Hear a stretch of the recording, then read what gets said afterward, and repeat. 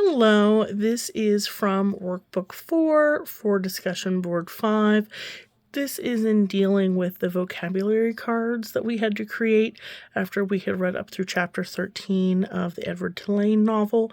I chose abiding, skivvy, tremulous, ferocity, and chuffing, just because I thought those were words that reading level might struggle with.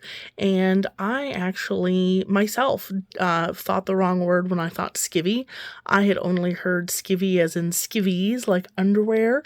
I had never heard it used to refer to like a low-ranking female domestic servant. So when I read that sentence, I had read it as like, oh, it must mean like crazy, like, oh, what are you going crazy? But actually it was meant more like you're acting like a maid, that sort of thing. So I actually looked up a word that I should have been looking up to begin with. So it just goes to show you that at any age you can never stop learning, and you really should be checking yourself and not just using context clues, because context clues can clearly lead you astray sometimes.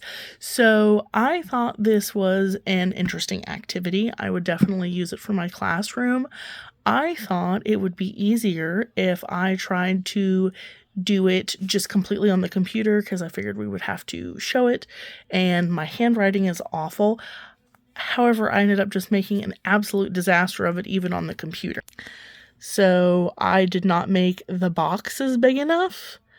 But I do like the actual concept, and I think it was kind of fun to be able to just find images that went with it.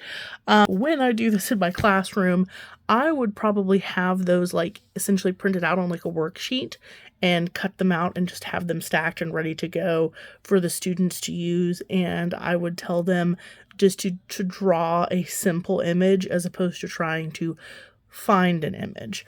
Now for the students that do have difficulties with handwriting, if that was something that I had to incorporate into the differentiation for the lesson, it might even be possible to have that set up to where they could just have spaces and type something on the computer if typing was easier for them than writing. But this is definitely something overall that could be differentiated.